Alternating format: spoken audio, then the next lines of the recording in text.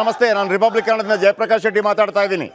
ನಮಸ್ತೆ sir. Sir, ಈಗ court ಹೇಳಿದೆ ಎಲ್ಲಿದ್ದಾರೆ ಅಲ್ಲೇ ಬಿಡುಗಡೆ ಮಾಡಬೇಕು ಅಂತೇಳಿ. ನಂಬರ್ 1, ಇದು ಒಂದು ರೀತಿಯಲ್ಲಿ ಇದನ್ನು ಯಾವ ರೀತಿ ವಿಶ್ಲೇಷಣೆ ಮಾಡ್ತೀರಿ ನೀವು ಇದನ್ನು? ಸಂವಿಧಾನಕ್ಕೆ ಸಿಕ್ಕಂತ ಜಯ. ಓಕೆ. ಯಾವ ಸಂವಿಧಾನ ರಕ್ಷಕರು ಬಾಬಾ ಸಾಹೇಬ್ರು ಅಂತ ಹೇಳ್ಕೊಂಡು ಅದನ್ನ ದೊಡ್ಡ ಪ್ರಮಾಣದಲ್ಲಿ ಭಾಷಣ ಮಾಡ್ತಾ ಇದ್ರು, ಅದೇ ಸಂವಿಧಾನ ವಿರೋಧಿಯಾದಂತ ನಡೆಯನ್ನ ಕಾಂಗ್ರೆಸ್ ನಿನ್ನೆ ಬೆಳಗಾಂನಲ್ಲಿ ಮಾಡಿತ್ತು. ಯಾವುದೇ ಕಾನೂನುಗಳನ್ನ ಪಾಲಿಸದೆ, ಯಾವುದೇ ಪ್ರಕ್ರಿಯೆಗಳನ್ನ ಪಾಲಿಸದೆ, ಕಾನೂನಿಗೆ ಕಿಂಚಿತ್ತು ಗೌರವ ಕೊಡದೆ ಎಲ್ಲದನ್ನೂ ಕೂಡ ಮಾಡಿತ್ತು. ನಾನು ಯಾವಾಗ್ಲೂ ಹೇಳ್ತೇನೆ, ಕಾಕಿಯಾಗಿಯೇ ಕೆಲಸ ಮಾಡಬೇಕು, ಕಾಂಗ್ರೆಸ್ ಆಗಬಾರ್ದು ಅಂತ.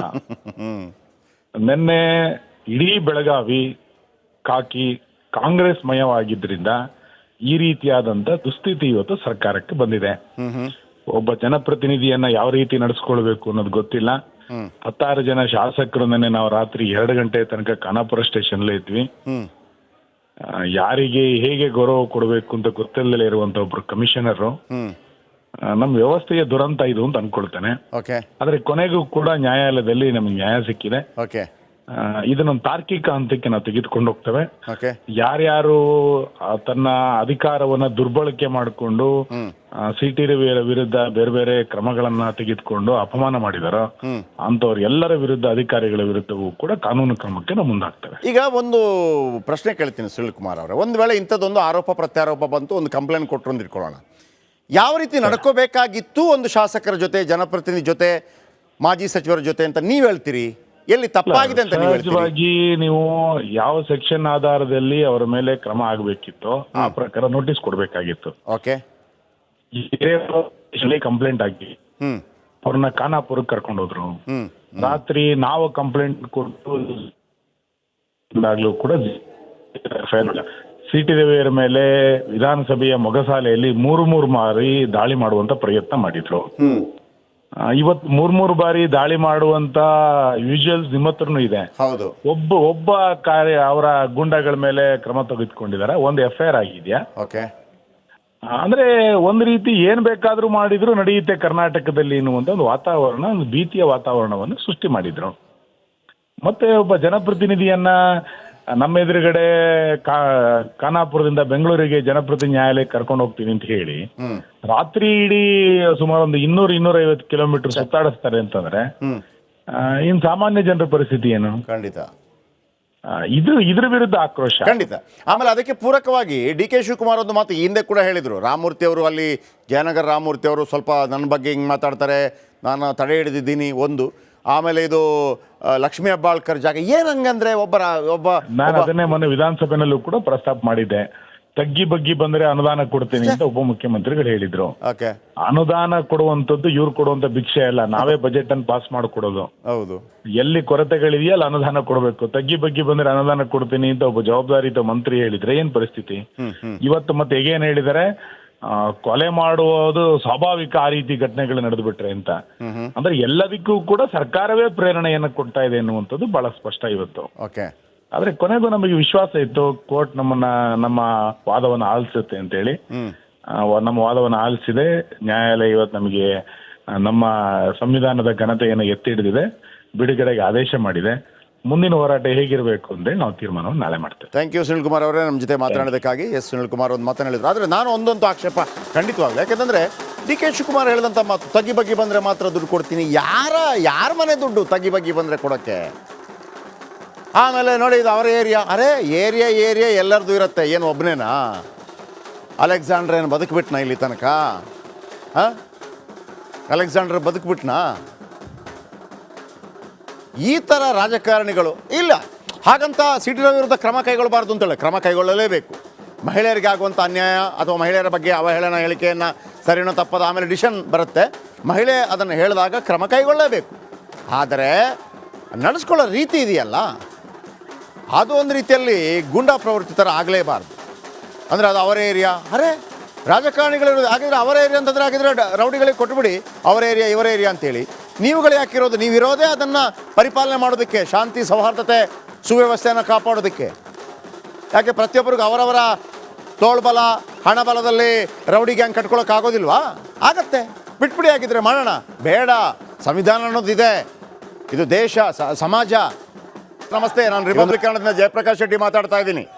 ನಮಸ್ತೆ ಸರ್. ಸರ್, ಈಗ ಕೋರ್ಟ್ ಹೇಳಿದೆ ಎಲ್ಲಿದ್ದಾರೆ ಅಲ್ಲೇ ಬಿಡುಗಡೆ ಮಾಡಬೇಕು ಅಂತೇಳಿ. ನಂಬರ್ 1, ಇದು ಒಂದು ರೀತಿಯಲ್ಲಿ ಇದನ್ನು ಯಾವ ರೀತಿ ವಿಶ್ಲೇಷಣೆ ಮಾಡ್ತೀರಿ ನೀವು ಇದನ್ನು? ಸಂವಿಧಾನಕ್ಕೆ ಸಿಕ್ಕಂತ ಜಯ. ಓಕೆ. ಯಾವ ಸಂವಿಧಾನ ರಕ್ಷಕರು ಬಾಬಾ ಸಾಹೇಬ್ರು ಅಂತ ಹೇಳ್ಕೊಂಡು ಅದನ್ನ ದೊಡ್ಡ ಪ್ರಮಾಣದಲ್ಲಿ ಭಾಷಣ ಮಾಡ್ತಾ ಇದ್ರು, ಅದೇ ಸಂವಿಧಾನ ವಿರೋಧಿಯಾದಂತ ನಡೆಯನ್ನ ಕಾಂಗ್ರೆಸ್ ನಿನ್ನೆ ಬೆಳಗಾಂನಲ್ಲಿ ಮಾಡಿತ್ತು. ಯಾವುದೇ ಕಾನೂನುಗಳನ್ನ ಪಾಲಿಸದೆ, ಯಾವುದೇ ಪ್ರಕ್ರಿಯೆಗಳನ್ನ ಪಾಲಿಸದೆ, ಕಾನೂನಿಗೆ ಕಿಂಚಿತ್ತೂ ಗೌರವ ಕೊಡದೆ ಎಲ್ಲದನ್ನೂ ಕೂಡ ಮಾಡಿತ್ತು. ನಾನು ಯಾವಾಗ್ಲೂ ಹೇಳ್ತೇನೆ, ಕಾಕಿಯಾಗಿಯೇ ಕೆಲಸ ಮಾಡಬೇಕು, ಕಾಂಗ್ರೆಸ್ ಆಗಬಾರ್ದು ಅಂತ.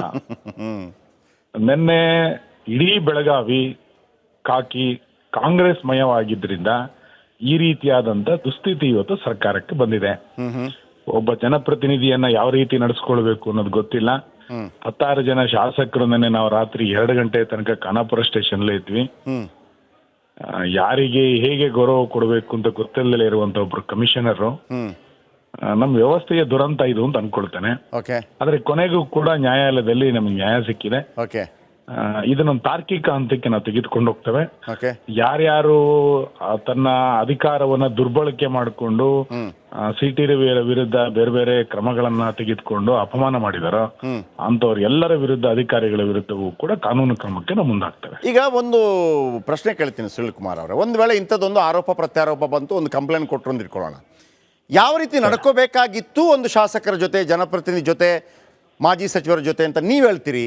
ಎಲ್ಲಿ ತಪ್ಪಾಗಿದೆ ಅಂತ ಸಹಜವಾಗಿ ನೀವು ಯಾವ ಸೆಕ್ಷನ್ ಆಧಾರದಲ್ಲಿ ಅವರ ಮೇಲೆ ಕ್ರಮ ಆಗಬೇಕಿತ್ತು ಆ ಪ್ರಕಾರ ನೋಟಿಸ್ ಕೊಡಬೇಕಾಗಿತ್ತು. ಓಕೆ.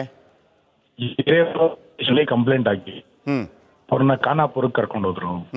ರಾತ್ರಿ ನಾವು ಕಂಪ್ಲೇಂಟ್ ಕೊಟ್ಟು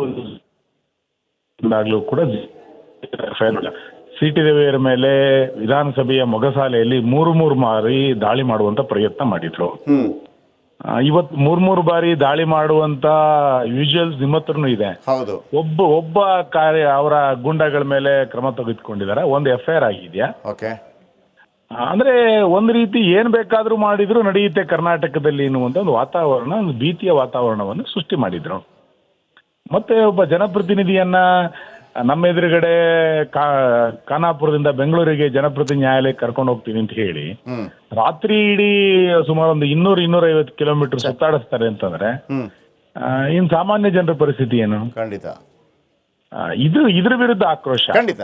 ಆಮೇಲೆ ಅದಕ್ಕೆ ಪೂರಕವಾಗಿ DK ಶಿವಕುಮಾರ್ ಒಂದು ಮಾತು ಹಿಂದೆ ಕೂಡ ಹೇಳಿದ್ರು. ರಾಮಮೂರ್ತಿ ಅವರು, ಅಲ್ಲಿ ಜಯನಗರ ರಾಮಮೂರ್ತಿ ಅವರು ಸ್ವಲ್ಪ ನನ್ನ ಬಗ್ಗೆ ಹಿಂಗೆ ಮಾತಾಡ್ತಾರೆ, ನಾನು ತಡೆ ಹಿಡಿದಿದ್ದೀನಿ ಒಂದು. ಆಮೇಲೆ ಇದು ಲಕ್ಷ್ಮೀ ಹೆಬ್ಬಾಳ್ಕರ್ ಜಾಗ ಏನಂಗಂದ್ರೆ ನಾನು ಅದನ್ನೇ ಮೊನ್ನೆ ವಿಧಾನಸಭೆನಲ್ಲೂ ಕೂಡ ಪ್ರಸ್ತಾಪ ಮಾಡಿದ್ದೆ. ತಗ್ಗಿ ಬಗ್ಗಿ ಬಂದ್ರೆ ಅನುದಾನ ಕೊಡ್ತೀನಿ ಅಂತ ಉಪಮುಖ್ಯಮಂತ್ರಿಗಳು ಹೇಳಿದ್ರು.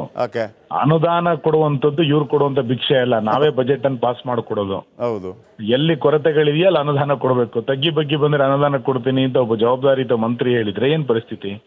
ಇವತ್ತು ಮತ್ತೆ ಹೇಗೇನ್ ಹೇಳಿದ್ದಾರೆ, ಕೊಲೆ ಮಾಡುವುದು ಸ್ವಾಭಾವಿಕ, ಆ ರೀತಿ ಘಟನೆಗಳು ನಡೆದು ಬಿಟ್ರೆ ಅಂತ. ಅಂದ್ರೆ ಎಲ್ಲದಕ್ಕೂ ಕೂಡ ಸರ್ಕಾರವೇ ಪ್ರೇರಣೆಯನ್ನು ಕೊಡ್ತಾ ಇದೆ ಎನ್ನುವಂಥದ್ದು ಬಹಳ ಸ್ಪಷ್ಟ ಇವತ್ತು. ಆದ್ರೆ ಕೊನೆಗೂ ನಮಗೆ ವಿಶ್ವಾಸ ಇತ್ತು ಕೋರ್ಟ್ ನಮ್ಮ ವಾದವನ್ನು ಆಲಿಸುತ್ತೆ ಅಂತೇಳಿ. ನಮ್ಮ ವಾದವನ್ನು ಆಲಿಸಿದೆ ನ್ಯಾಯಾಲಯ. ಇವತ್ತು ನಮಗೆ ನಮ್ಮ ಸಂವಿಧಾನದ ಘನತೆಯನ್ನು ಎತ್ತಿ ಹಿಡಿದಿದೆ, ಬಿಡುಗಡೆಗೆ ಆದೇಶ ಮಾಡಿದೆ. ಮುಂದಿನ ಹೋರಾಟ ಹೇಗಿರಬೇಕು ಅಂದ್ರೆ ನಾವು ತೀರ್ಮಾನವನ್ನು ನಾಳೆ ಮಾಡ್ತೇವೆ.